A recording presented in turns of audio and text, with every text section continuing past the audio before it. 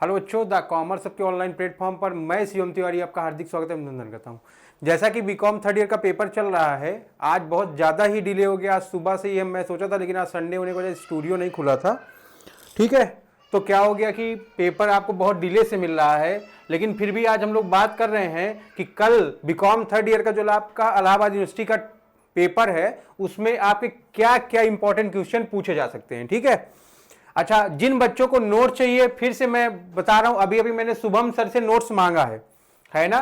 तो शुभम सर से नोट्स मांग लिया है, आ गया है। जिन बच्चों को नोट चाहिए 7985925954 पर आप मैसेज कर दें, लिखे बीकॉम थर्ड ईयर इंटरप्रेन्योरशिप का नोट्स। आपको मैं हैंड रिटन नोट्स पूरा का पूरा प्रोवाइड करा रहा हूं, क्योंकि मेरा ये सब्जेक्ट नहीं, ये शुभम सर का सब्जेक्ट है, इसलिए ये पेपर अभी उन्होंने मुझको भेजा और नोट्स भेजा हुआ है, तो आपको मैं पेपर और नोट्स प्रोवाइड करा रहा हूं। ठीक है, चलिए आइए, अभी हम लोग जानना चाहते हैं कि पेपर में आने वाला क्या है। तो पहला क्वेश्चन उन्होंने बता दिया है, what do you mean by entrepreneurship. ठीक है, उद्यमिता से आप क्या समझते हैं, discuss nature and importance of the entrepreneurship, जैसा कि ऑडिट का भी पेपर है।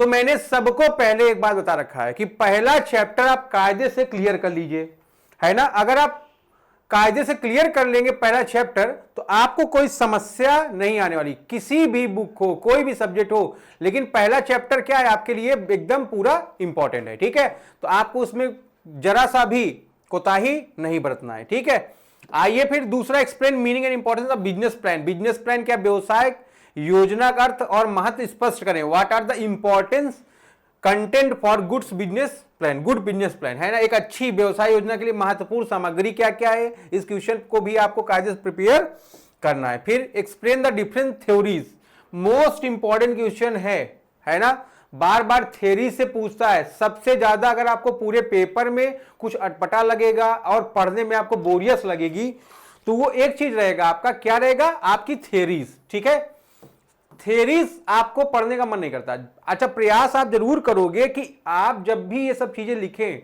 आपको फोकस करना है एक चीज पर। वो चीज कौन सी है आपकी, वो है एग्जाम्पल। कुछ भी जो देश में चल रहा हो, आपको लगता है इस तरह से हमको इंपॉर्टेंस में इस तरह से एग्जाम्पल दे सकते हो, आप इंपॉर्टेंस में एग्जाम्पल को जरूर पॉइंट आउट करो। फिर right short notes on the following dimension of entrepreneurship. ठीक है, इन सब पर टिप्पणी लिखना है आपको। इंटरनेशनल इंटरप्रेन्योरशिप क्या होती है, सोशल इंटरप्रेन्योरशिप क्या है, सामाजिक उद्यमिता पर, कल्चरल और इंटरप्रेन्योरशिप। ठीक है, आंतरिक उद्यमिता।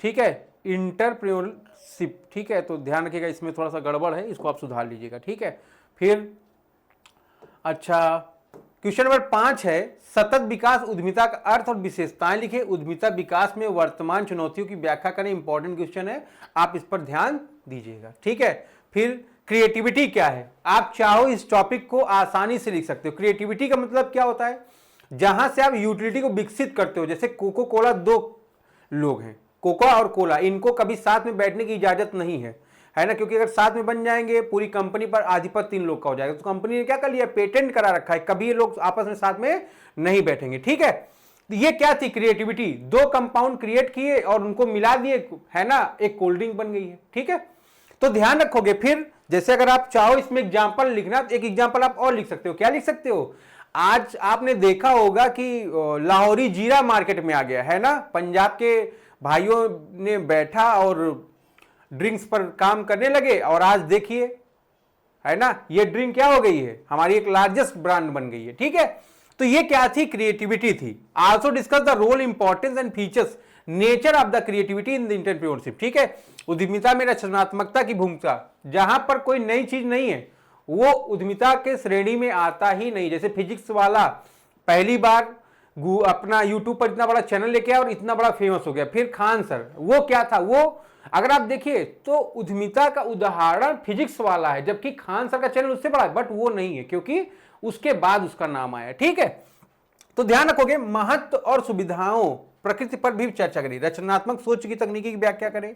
ठीक है, explain the rural entrepreneurship and approaches of rural entrepreneurship. ठीक है, ध्यान रखिएगा। What are the various scheme for reviving traditional industries and rural entrepreneurship. ठीक है, तो परंपरागत उद्यमिता से कैसे हम लोग आज के उद्यमिता के इस चरण में शिफ्ट हो रहे हैं, उसकी क्या योजना है, कैसे आप उसको पुनर्जीवित कर रहे हो, इत्यादि बातों को लिखेगा। यह भी आपके लिए एक इंपॉर्टेंट क्वेश्चन रहेगा। ठीक है।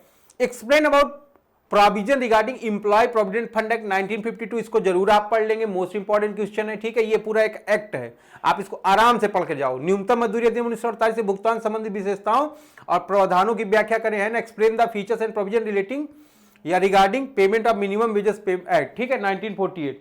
ठीक है। इन सब चीजों पर आपको कायदे से चर्चा करना, ये दोनों आपके फिर से मोस्ट इंपॉर्टेंट क्वेश्चन, क्योंकि ये क्या है, पूरी तरह बदल गया है। ठीक है।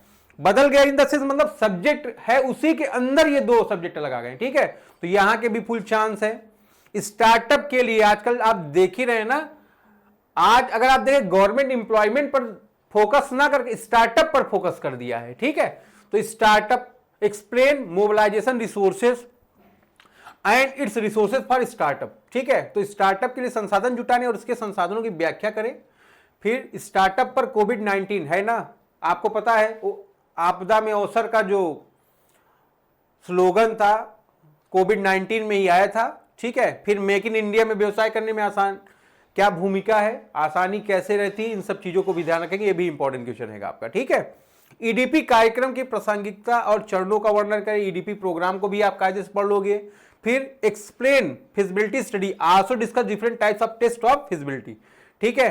तो ये आपके 12 क्वेश्चन है, इस पर आप जरूर काम कर लो। ठीक है। इसके अलावा भी आप पढ़ो, 10 ईयर का प्रीवियस पेपर देख लो, आपको जो इंपॉर्टेंट लगता है आप एक बार डिस्कस कर लो, सर ये भी आ सकता है ना, आप उसको कायदे से पढ़ सकते हो। ठीक है। तो चलिए इतने पे आप काम करते रहिए। इसी के साथ हम लोग फिर मिलेंगे अपने कल अगले पूरे टॉपिक पर। ठीक है। जो आपका पेपर होगा आप एक बार बने रहे, जल्दी याद दिला दिया करें, आपको जल्दी वीडियो मिल जाएगा। ठीक है। नोट्स के लिए आप हमारे नंबर पर मैसेज करें, त्वरित कार्रवाई होगी, आपको मैं फटाफट नोट्स अवेलेबल करवाऊंगा। ठीक है। कुछ लोग का एएसओ का पेपर है तो बार बार वो क्या कर रहे हैं कि मैसेज कर रहे हैं, सर आप प्लेलिस्ट बना दो। भैया जिसको प्रॉपर पढ़ना हो वो क्या करे, बैच परचेज कर ले। ठीक है। ये क्या है, हमारा एक डेमो है। वैसे भी आप देखेंगे इस साल बहुत ज्यादा मैंने अपने चैनल पर काम किया नहीं है, लेकिन अब एक बार फिर से, क्योंकि एक चंद्रा क्लासेस के साथ हम जुड़ गए हैं, वहां पर ऑलरेडी काम कर रहे हैं। ठीक है। तो आप प्रयास करिए, लेकिन फिर भी अब काम करना स्टार्ट कर रहा हूं मैं धीरे धीरे। ठीक है।